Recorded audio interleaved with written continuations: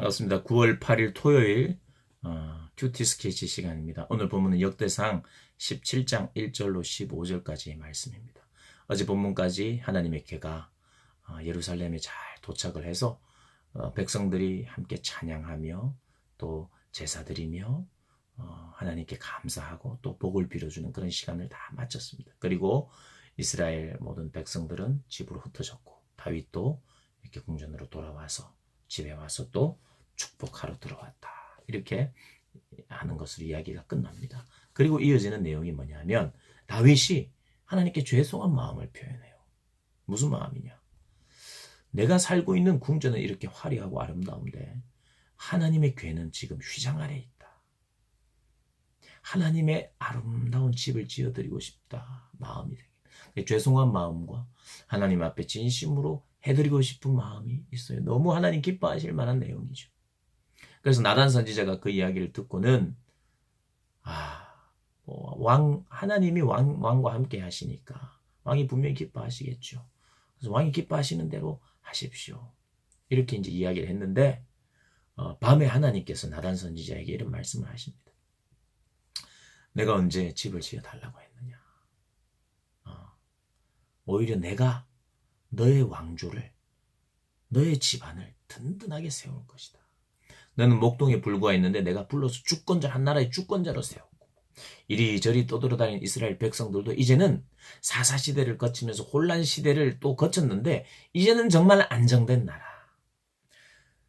정말 영원한 왕조를 다윗 너를 통해서 내가 일하겠다. 그리고 성전은 너의 아들 때에 지켜야겠다. 이게 더 큰 약속이에요. 뭐냐면 내 때에 내가 성전을 짓고 내가 뭐 다 하는 게 아니라 하나님이 네 아들 때에 해줄게. 그리고 너의 이 왕조는, 이 명맥은 계속 이어질 거야.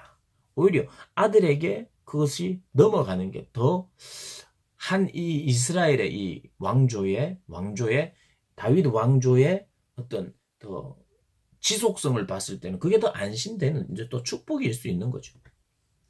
하나님께서 그런 그 다윗 집안과 왕조에 대해서 약속을 해주십니다. 근데 이 내용은 신구약을 통틀어 쭉 관통을 하면서 이 구약의 이야기가 예전 스토리가 탁탁탁탁 끊어지는 게 아니라 이게 계속해서 연결되는 게 있어요. 그게 뭐냐 하면 하나님이 인간에게 약속으로 오시고 찾아오시면서 약속으로 우리를 대하시거든요. 아담에게 번성하고 너는 생육하고 번성하고 다스리라 이렇게 이야기했어요.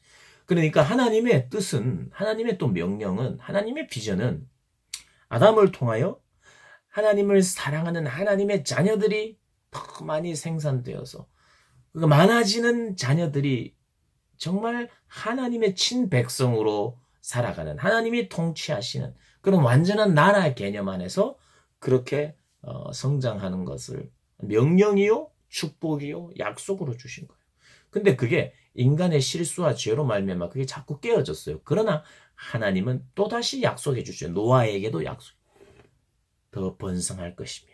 다 멸했는데 또 노아와 8식구만 살았잖아요. 홍수로 말미암아. 그런데도 또 하나님께서 약속해 오셨어요. 동일한 약속입니다.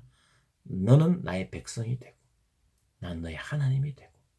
하나님을 잘 섬기는 하나님의 자녀들이 많아지는 게 하나님의 뜻이에요. 그 약속. 그게 진짜 행복한 거거든요. 내가 누구보다 더 많이 받고 이런 게 행복이 아니라 하나님이 이 디자인해 놓으신 것은 정말 하나님의 백성들이 하나님을 진심으로 사랑하며 그에게 순종하며 살아갈 때 진짜 행복하고요. 또 많은 사람들이, 믿음의 형제들이 서로 사랑하면서 살아가는, 서로 사랑하여 하나님을 섬기는, 이게 하나님이 만드신 나라입니다. 그게 천국이에요. 우리가 천국 가면 그걸 하는 겁니다. 하나님을 방해 없이 더 깊이 살아가고 또 방해와 오해 없이 옆에 있는 지체들, 내 형제들을 사랑하는 거예요. 지금은 방해가 많잖아요. 하나님을 섬기는 데 있어서도 방해가 있고 사람을 사랑하는 데도 방해가 너무 많잖아요. 그런데 하나님의 궁극적인 나라는 그 방해들과 그런 한계들이 사라지는 나라. 그러니까 하나님이 그러한 것을 복으로 주신 거예요. 아브라함에게도 그걸 약속으로 너는 많은 많은 후손들을 낳을 것이다. 너의 씨를 통해서. 그게 뭡니까? 믿음의 자녀들이 많이 생길 것이다. 물론 이제 육신으로 보이는 자녀들도 많이 생기지만. 그러니까 아브라함을 통해서, 그러니까 가나안으로 가라 그랬어요, 아브라함에게. 그리고 가는 과정과 가서 하나님의 뜻이 이렇게 약속이 이루어지는 거예요. 뭐요? 하나님의 나라가 이렇게 번성할 것을. 그리고 예언대로 또 애굽에 노예로 갔지만 번성했어요. 출애굽을 해서 탈출을 해서 이집트를 떠나서 광야를 돌면서도 번성을 했어요. 하나님의 약속은 계속해서 이루어지고 있어요. 이 사람들의 불순종에도 불구하고.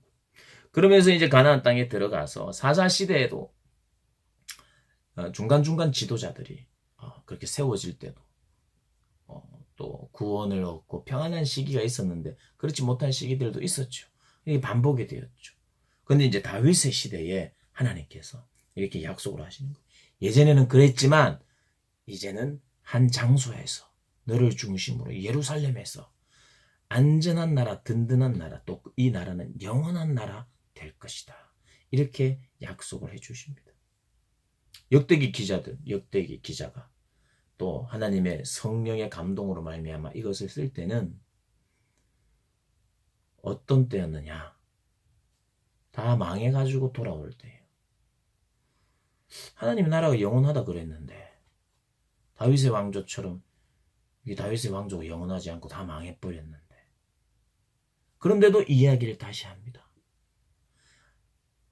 앞으로 오실 메시아, 영원한 나라, 눈에 보이고 가시적으로 어떤 나라가 멸망하지 않겠어요. 그러나 그 나라들의 멸망하고 또 다시 세워지고 이런 것들 속에 그 역사 속에서 하나님의 나라는 한 번도 무너진 적이 없다는 거예요. 하나님 홀로 남으셨을 때도 하나님의 홀로 블레셋에서 법궤로 계실 때도 그 하나님의 나라는 멸망하지 않는 거예요. 그리고 여러분 이제 나중에 에스겔이라든가 우리 선지서를 보면 특별히 에스겔 선지서는 하나님이 이스라엘에만 거하시지 않고 망했을 때입니다. 망했을 때 포로 바벨론에 끌려가 있을 때 에스겔이 환상을 봐요. 바벨론 그발 강가에서 하나님이 성전에서 오시는 거예요. 어디로? 포로지 유배지로.